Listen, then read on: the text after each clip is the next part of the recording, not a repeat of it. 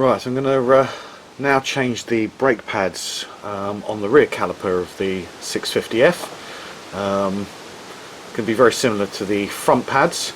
Going to remove the caliper mounting bolt here, and also going to remove the pad pin, the pad retaining pin. And again we're replacing them with EBC Double H sintered pads. So first thing I'm going to do is I'm going to just loosen off the pad retaining bolt. That's an 8mm socket. Like before, I'm going to use a rubber mallet here just on the end to tap off. And yep, that's loose. Now I'm going to take the pad caliper bolt off, and this one is a 12mm socket.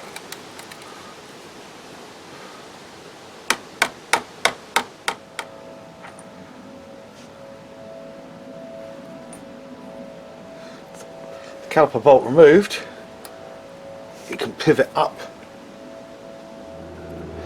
Now I can remove the pad retaining pin.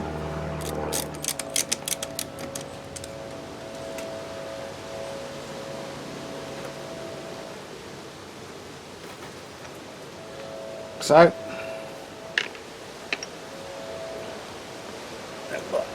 the pads will just slip out like that.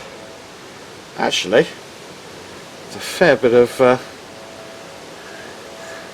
pad material still left on the rears, but as I've changed the fronts, I'm going to change the rears as well. So once again, I'm going to have a look. Yep, pretty even wear. Front to back, side to side.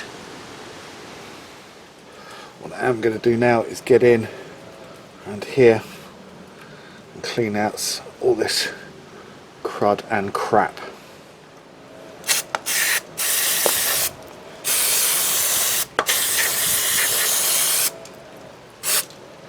Let me get my toothbrush in here.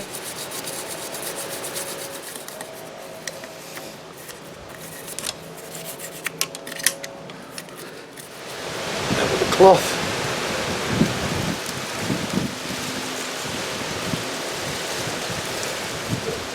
Get all around the piston, and you can see there, nice and clean, like I did on the front discs.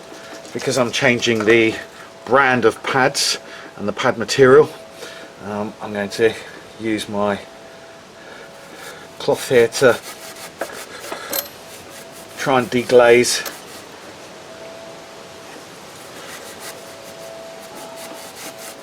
the disc.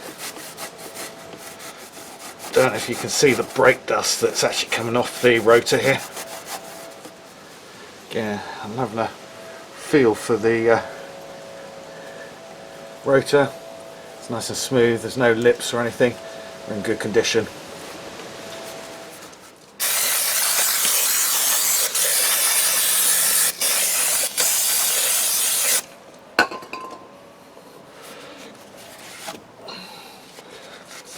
Brake cleaner. Now to take off the rest of the crud. As before, the caliper pad pin, I'm going to clean that up. Some brake cleaner and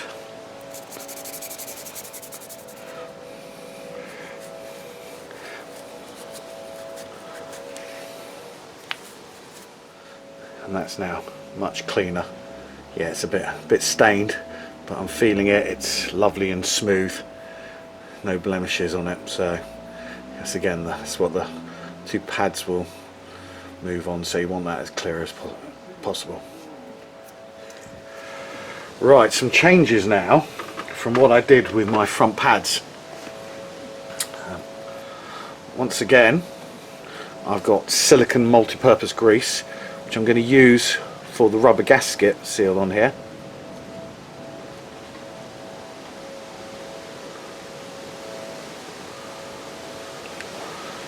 get it round there.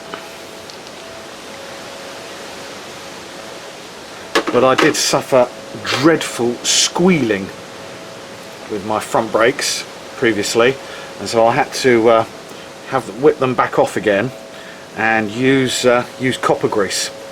So on the back of the pads, which I know in my video I'd seen lots on the internet saying, oh, maybe you shouldn't do that.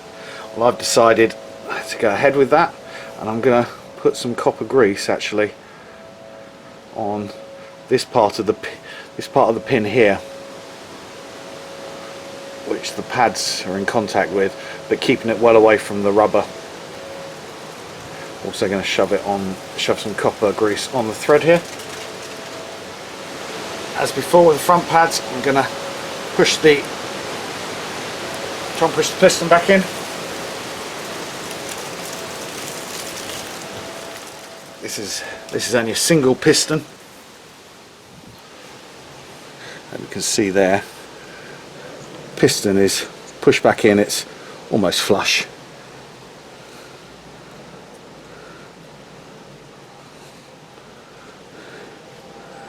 And the way this one fits is, you can see here that the pads slide in, but see this pin back here?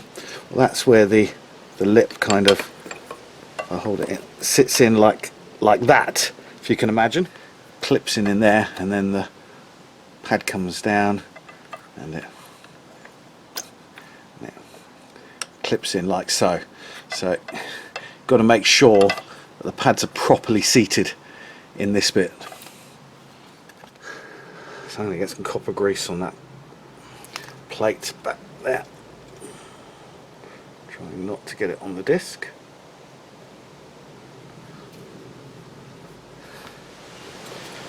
And this time with the back of the pads, I am going to put some copper grease on there.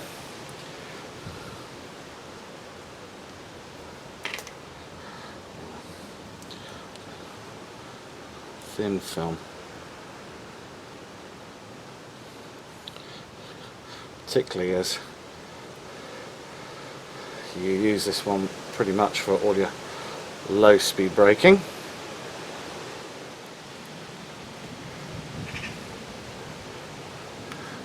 The trick now is to get these in.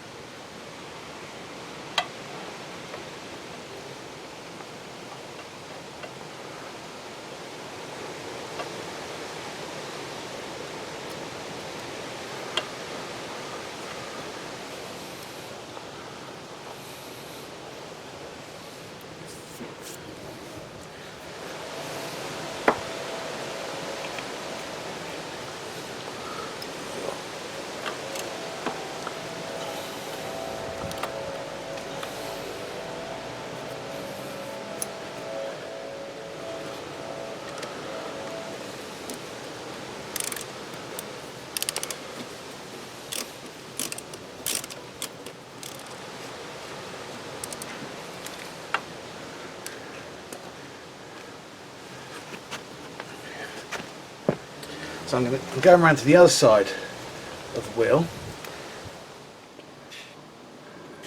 So by checking in here,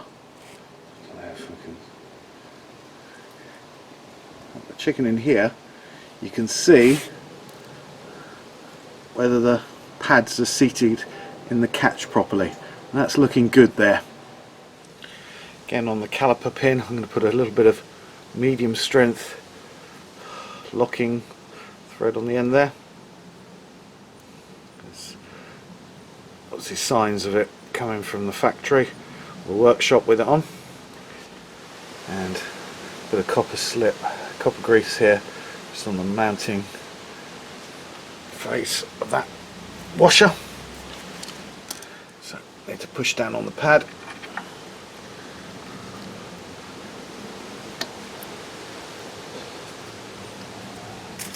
Case. Right, so getting both the caliper bolt and the pad pin bolt retaining it finger tight. Time to torque up. So the caliper pad pin is 17 Newton meters.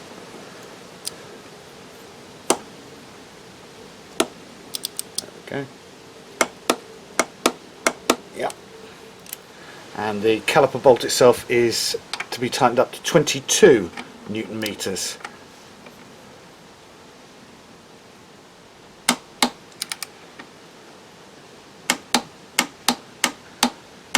There we go.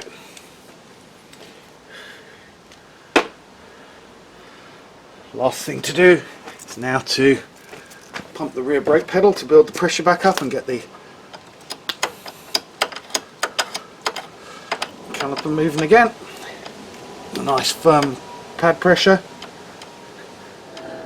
You can see in there that the pads have nicely gripped. They're in there solid, nothing's moving there, I can tell you. And there's the rear brake pads on a CBR650 done.